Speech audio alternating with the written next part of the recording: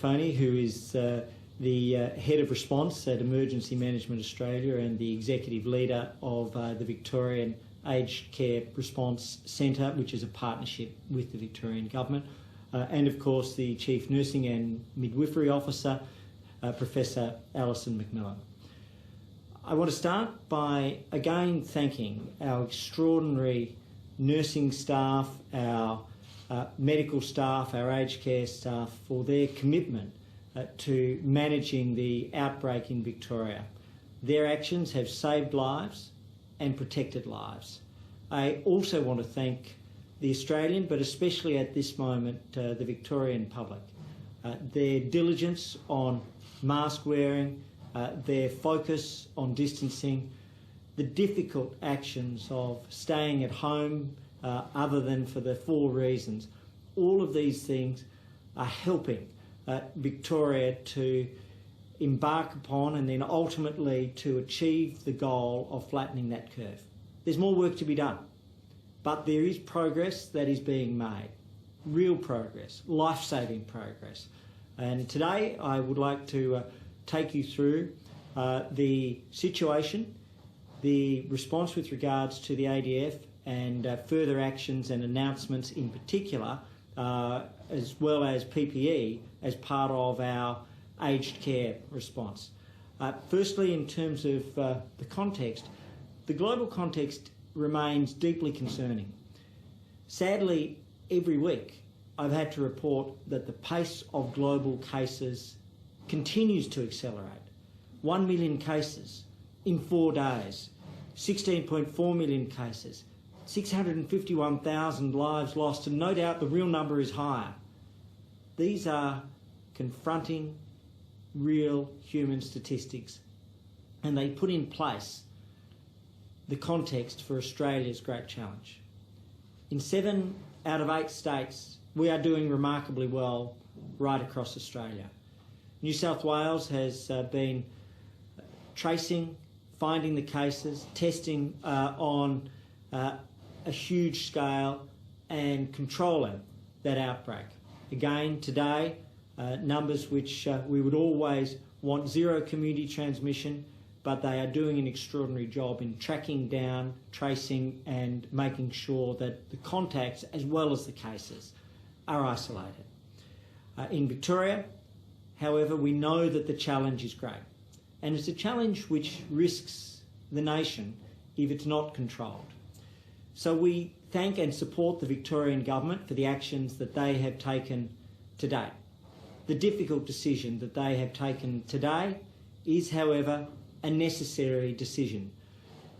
I, in particular, want to note that what we've seen now is the country reach over 4 million tests, which are helping us to find positive cases, and that there have been over 62,000 tests a day on average over the course of the last week.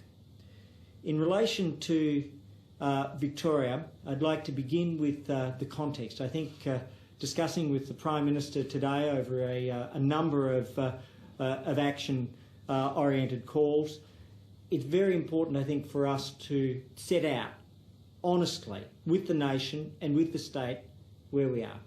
As I say, 7 out of 8 states and territories are in a very strong position, but it could be any state at any time with a disease that has this reach across the globe, clearly heading towards 20 million cases and beyond. Against that background, it is Victoria now. The origins of this we know.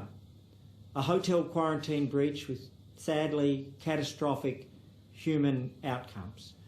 A major community transmission as a consequence of that, and some of the challenges that we have seen in the contact tracing program.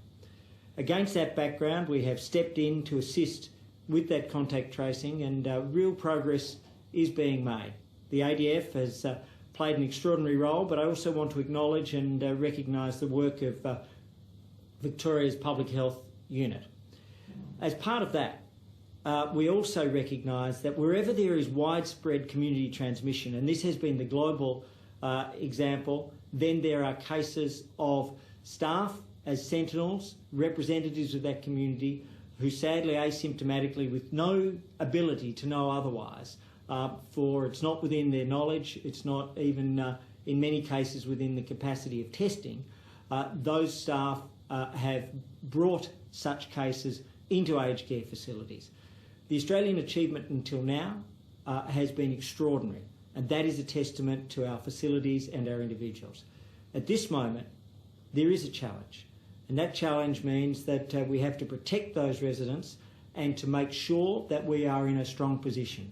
Our strengths are that the hospital system has been prepared in advance. Ventilation capability, ICU capability, bed capability are very high. Victoria's decision today, which the Commonwealth does fully support, to make additional bed capacity is a recognition of the level of outbreak within Victoria. It's appropriate and it's one which we fully support to reaffirm that. As part of that, we also have very strong primary care and across the country the aged care system is strong. The biggest challenge is when, due to an infection in a facility, the public health unit determines that a significant number of staff or all staff may need to isolate. When all staff have to isolate with little or no notice, then that means that there are residents that have to be cared for. That is our fundamental task. That's why we have set up, in partnership with Victoria, under the leadership of Joe Buffoni, the Victorian Aged Care Response Centre. It's why we also need to make sure that every patient who is COVID positive that needs and would benefit from hospital care is able to immediately access that hospital care. And I thank the Victorian Government for the points that they have made today, that will be the standard which they adopt. And I think that that's a very important step going forwards. In relation to the specific actions, we now have the ADF in place. Today, the figures that I have from General Fruin, JJ Fruin, 1,463 ADF members in Victoria, a range of responsibilities. They are involved in checkpoint control. They are involved in ensuring that isolation is being maintained. They are involved in testing. Overnight, we have had ADF medics step into one aged care facility to ensure that there was support on site. And in addition, they are very involved in the tracing program. They've been involved in making sure that the public health unit in Victoria has support in terms of logistics to achieve that goal of tracing every case every day. Every case every day is the standard which must be achieved in each state and territory, and I'm pleased that the ADF under Commodore Hill has been able to assist.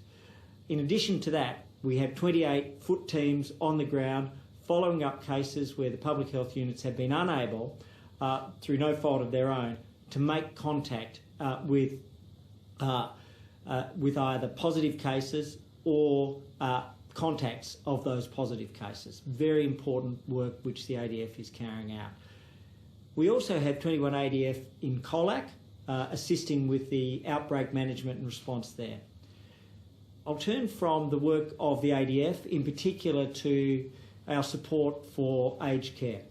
Aged care residents represent approximately 7% of the cases in Victoria which have been diagnosed since the 1st of July.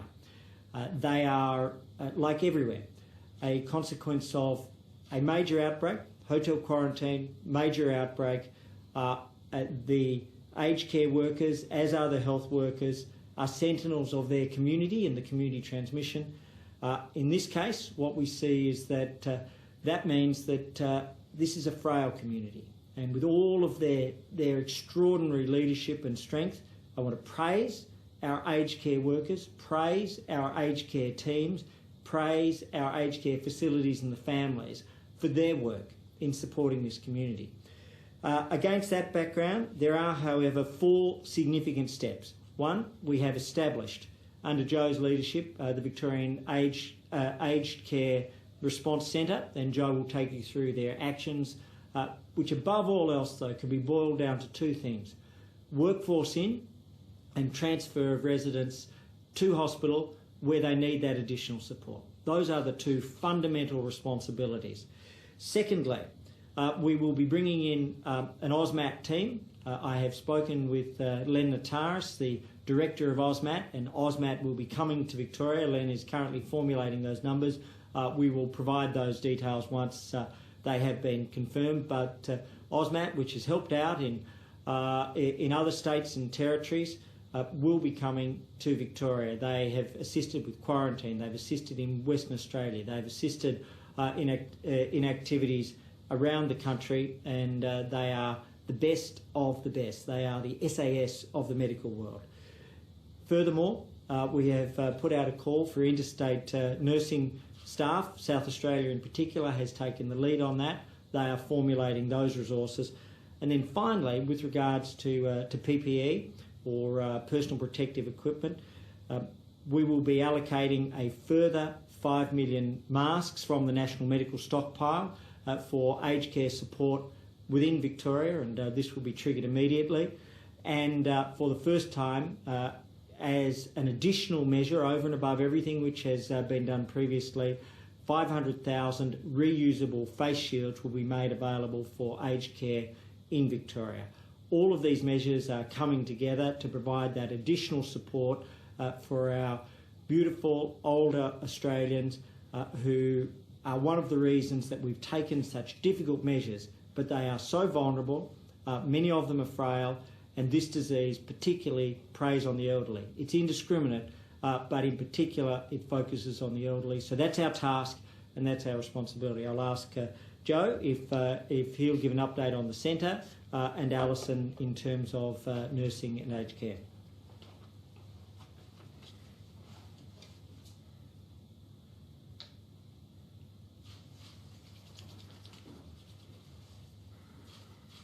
Thank you, Minister, and good afternoon.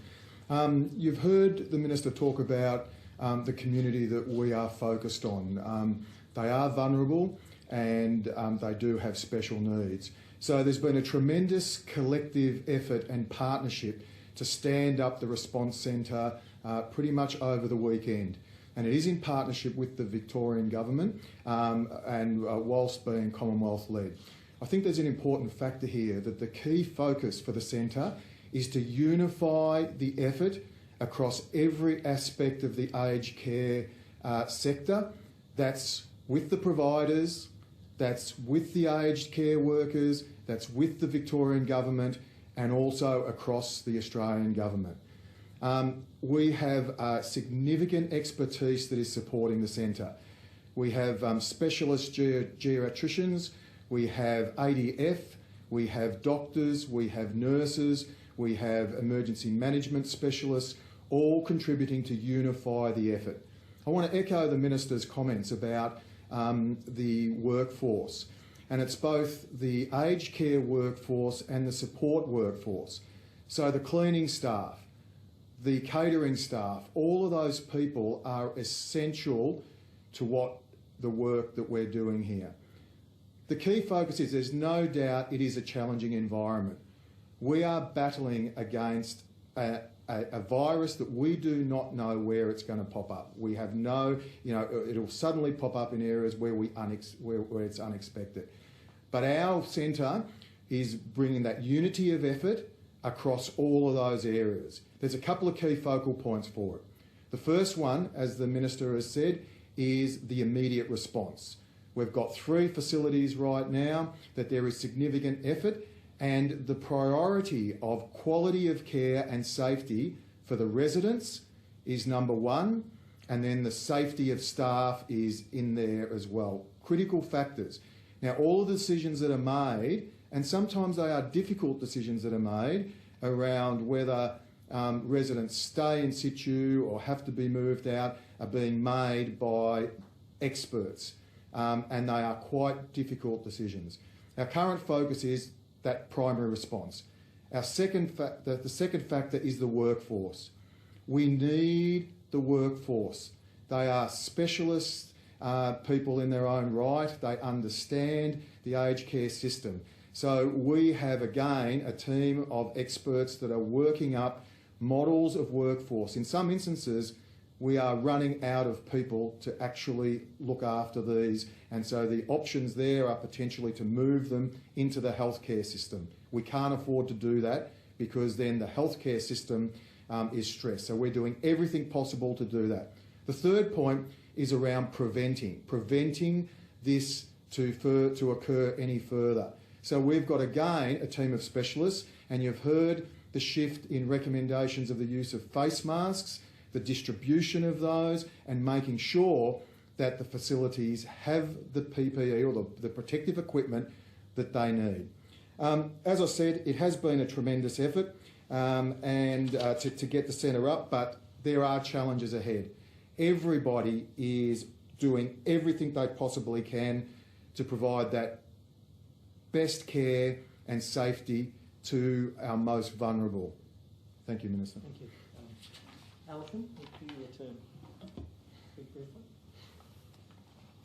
Good afternoon. Firstly, I too would like to echo my enormous gratitude to the nurses, patient care assistants, everyone out there who is rallying to support our most vulnerable. I know that for many nurses and patient care attendants who work in aged care, this is a challenging time, and I acknowledge that there is a fear associated with caring for complex cases in a COVID-19 situation. But our role is to provide care and compassion for those most vulnerable, and what I've seen so far is an enormous effort of nurses coming out of acute hospitals and voluntarily going into aged care facilities and providing that vital care and supporting those people. As you've known, we've seen over the weekend one of the aged care facilities, St Basil's in Falkner. We moved out of that facility and relocated 75 residents, and 36 of those remain in place because it was the decision that was best placed for them because of the nature of their needs, particularly those related to dementia. So we work collaboratively with the hospital system and with everyone else to make sure that we can maintain the safety of residents. But I have to say, and again I'll say it to all of my nursing and associate colleagues, particularly patient care assistants, I too have been in a COVID positive environment. I went to St Basil's a couple of times last week to work within that facility to help make some of the decisions we needed to make about staffing and moving. It's fearful for us all, but there is good training on the use of PPE, and there is plenty of PPE out there. You need not worry that it's not available for you to look after yourself. So please don't be frightened. Please think about those that need your care so that we can support all of those vulnerable Victorians across the state. Thank you, Minister.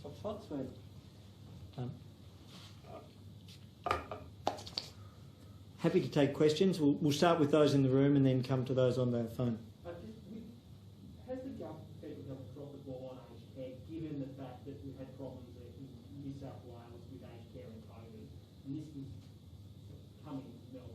No, I think it's actually the opposite. It's precisely because of the experience we've had that we were able to set up an aged care response centre. To think of it this way, Victoria, and let me just look at the figures here.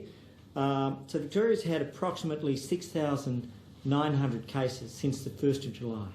That is an explosion of cases in one city of one state. And against that background, there are no areas that are immune. We've seen that our hospital staff have been sentinels for their community. Equally, the aged care staff have been sentinels, and the fact that from time to time public health units will indicate that staff will have to isolate, I think it's important to consider whether all staff need to isolate immediately, because it's critical that there is a transition plan. That's a decision made at the state level, so we respect that, but it's absolutely critical, and this is Joe's work, that there is a clear warning, that there's a clear transition plan so as staff can be put in place. But the fact that we've been able to set up the PPE, to make sure that there is a national call that for staff, that AusMat is available, because so many Victorian staff, whether aged care or hospital or health worker, have had to isolate, is an indication of the preparation that goes into this. Doesn't this three outbreaks, 80 centres have got cases, 780 some odd people have been infected. Doesn't that show that you weren't prepared, the lessons weren't learnt from New South Wales. What are you indicating should have happened? Now Victorian nurses are going in there, and nurses from South Australia. Couldn't this have been avoided with better training and better staffing, and stopping the staff going from centre to centre? No. Staff going from centre to centre should No. stop, because that's... No, that's not the major... Not multiple centres being infected by one person. I think what you'll find is that right across the world, as well as here, where you have a major community outbreak, let us go back to the source of this, a massive breach of hotel quarantine. Over nearly 7,000 Victorians have been infected just this month. That goes to all parts of that society, and where there are asymptomatic cases, for example, Alison, St Basil's, she spoke with, there were 20 nurses at that point that were in isolation because of being tested positive. The vast majority of them had no symptoms. And so that is the global challenge. The greatest threat to any institution is a major community outbreak. Against that background, we've responded. But it's absolutely critical not to pretend that anybody, any system, is immune once you have a major community outbreak. Just on individual centres, we knew from the Premier earlier today that some are just trying to move all of their residents out. He's kind of indicated that they're giving up in a way. What do you make of what individual centres are doing and how they're handling things? Look, overwhelmingly, we understand the actions taken by the centres. Sometimes the public health units, as in the case of St Basil's, have indicated that large numbers of staff should immediately isolate. The Victorian Public Health Unit, I believe, Alison indicated all staff. So imagine a centre where all of a sudden you are given the decision by the Public Health Unit, all staff must isolate. There are then no staff. And with no notice and no staff, then there is an immediate need for action. And so we have taken that action. We've stepped in and stepped up. Going forwards, one of Joe's fundamental tasks is to make sure that where the Public Health Unit in Victoria is considering that, they have to consider two other things. The workforce safety, as was a very important part, in fact, of what happened in New South Wales. That's an important element of how New South Wales was able to manage it. And then secondly, to make sure that every resident who does need hospitalisation is given it. We had a very concerning report yesterday from Bupa, a major provider, that they had had extreme difficulty getting patients into public hospital. That's not acceptable. Where there are patients that need that support, they must be given it. There can be no excuses. The beds are available, the workforce is available. We have one of the finest public health systems in the world here in Victoria as well as around Australia, and that is, like every case, every day for tracing, every resident who needs that support must be given that access. Would you be comfortable with family, friend and loved one living in one of these aged care homes in Victoria? My father lived in one, yes, and it's a difficult decision for any family, and it's a difficult time. My father lived in one, and we knew that meant he was in the latest stages of his life.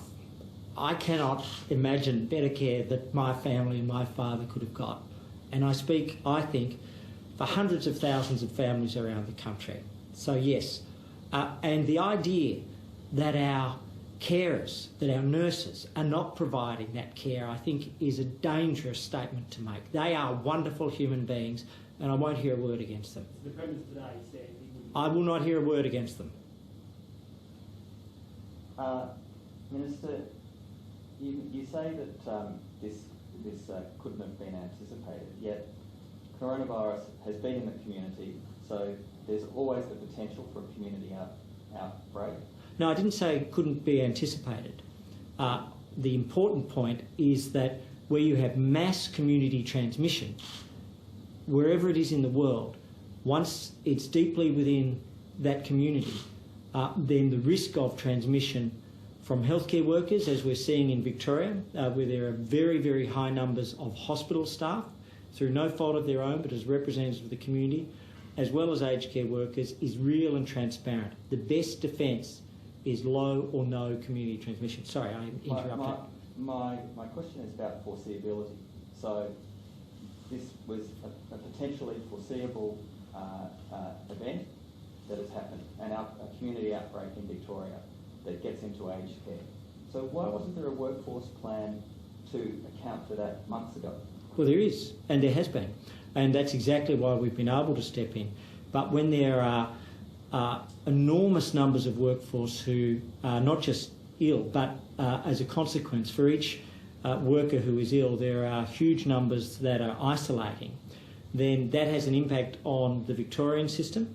They have had their challenges. They are rising. They are rising to the occasion. But sometimes there is a pretense that awareness and preparation can prevent the community transmission having an impact on nurses, doctors, or aged care workers. They are part of that community. And so once you have a catastrophic hotel quarantine breach, which leads to a catastrophic community transmission, then that is part of the environment which everybody has to manage. The fact that they've been able to step up, imagine the circumstance of St Basil's, where 100% of the staff were immediately furloughed on a public health order. Then we've actually gone in, stepped in as a consequence. There couldn't have been a more difficult situation, and Alison and her team were in there, and they have saved lives and protected lives precisely because of the preparation that was put in place. No? All right, I'll... So how long do you expect the intervention with nurses going into aged care homes to last? Do you have a sort of time frame on that? For as long as there's a serious public health outbreak in Victoria. And do you anticipate nurses from other states, international South Australia, coming on board if the workforce here gets fatigued, like you've got in bushfires, for example? Well, we're operating as one country, and in the same way that we've assisted other states at other times. For example, in northwest Tasmania, AUSMAT came in with the ADF to assist. We've had a free flow of people across borders to assist on multiple occasions in multiple ways. And so I won't put a time frame, it's about need. So I might turn to those who are on the telephone, to Dana.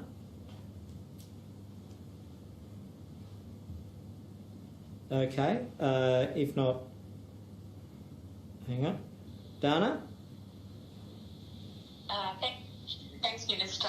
Just two questions. First of all, how satisfied have you been with Victoria's contact tracing efforts early in this outbreak? And also, what is happening with the aged care workforce support package that the federal government announced 9 days ago? Sure. So firstly, in terms of the contact tracing, Victoria is working very, very hard to track down every case every day. The ADF has come in to support them. They've been dealing with some of the residual cases, and I recognise that when they went from minimal number of cases a day, in parts of June it was as low as 0 community transmission cases in Victoria a day, to hundreds and hundreds. That's a large challenge, but with the support of the ADF, real progress is now being made, and that's fundamental to flattening this curve. And, you know, we're going to get there. In terms of the aged care support package, I understand Minister Colbeck will have more to say, but we have just announced AUSMAT, interstate nurses, 5 million masks and 500,000 face shields as part of that. Tom?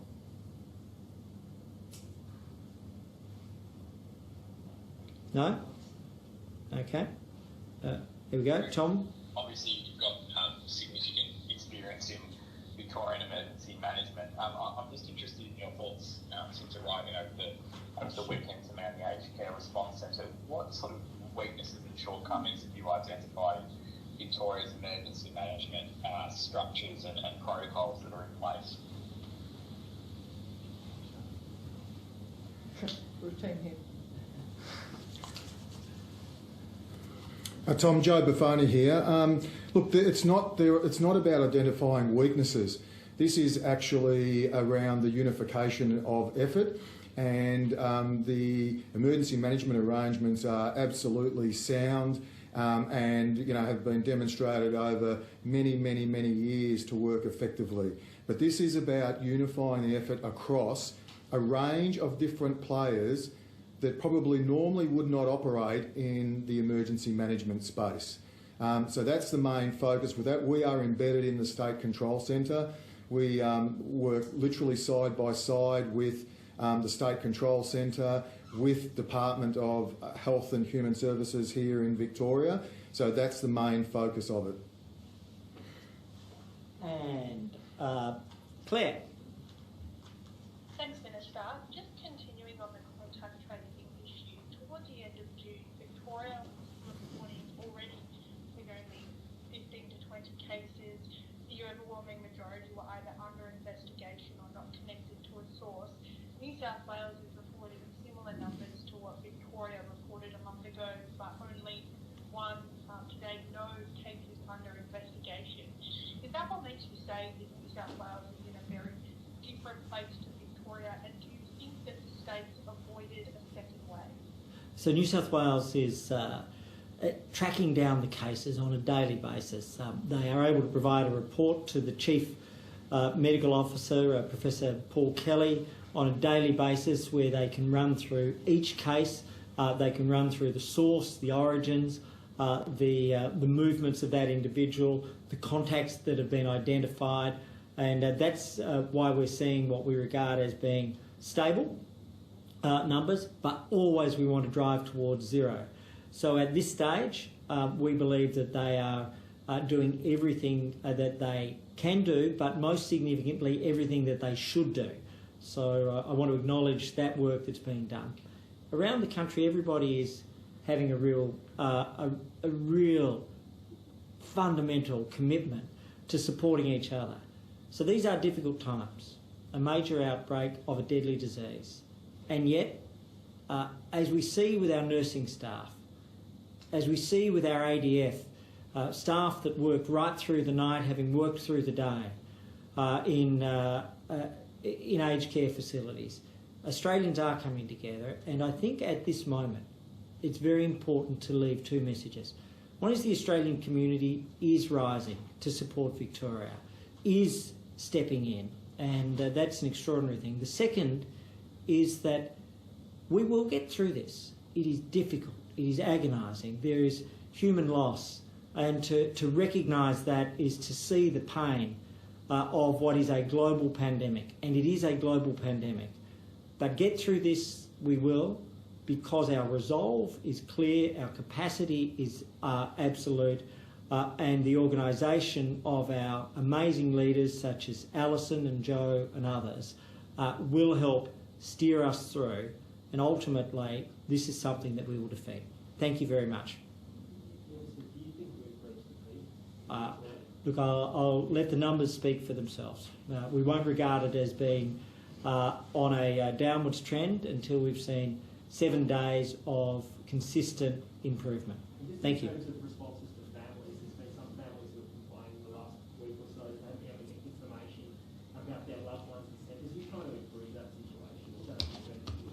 Well, we've stepped in to make sure that those actions are being taken. Where, for example, a centre has had all the staff put on furlough for public health reasons, then we've stepped in to take that action. Thank you. I think that's it.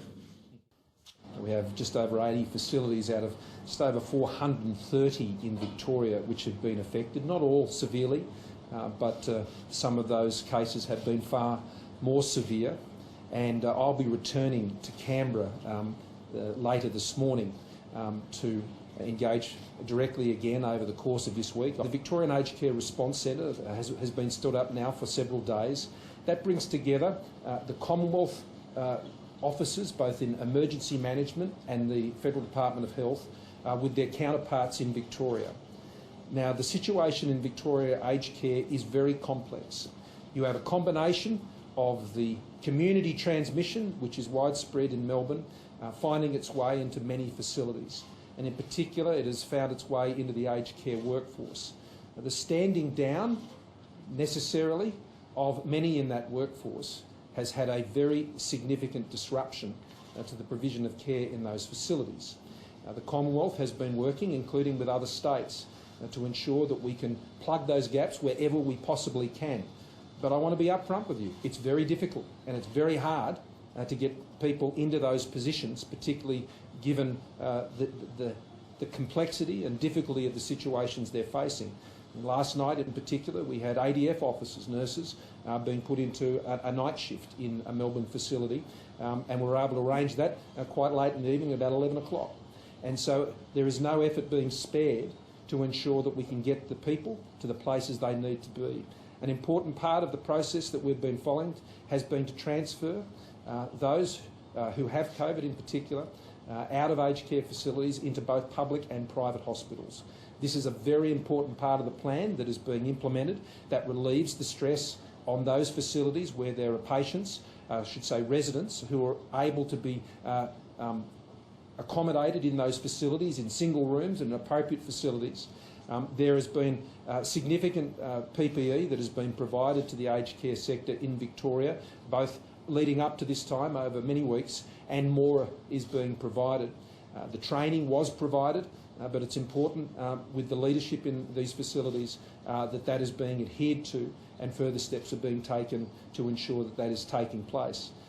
The disruption to the workforce, which has included the disruption of the management workforce in those facilities, means that you have significant problems ensuring a continuity of communication with families. And I know that must be terribly heartbreaking for those families and incredibly difficult.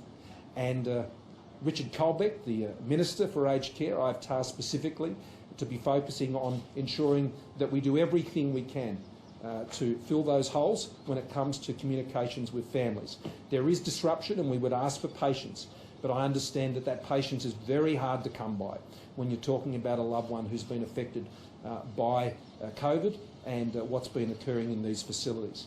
COVID is a difficult beast to manage, and it means that there will be difficult tasks and there will be hard times and there will be complex solutions that are necessary. But the way we get on top of it is the way we're acting by working together. The Victorian and the federal government are working together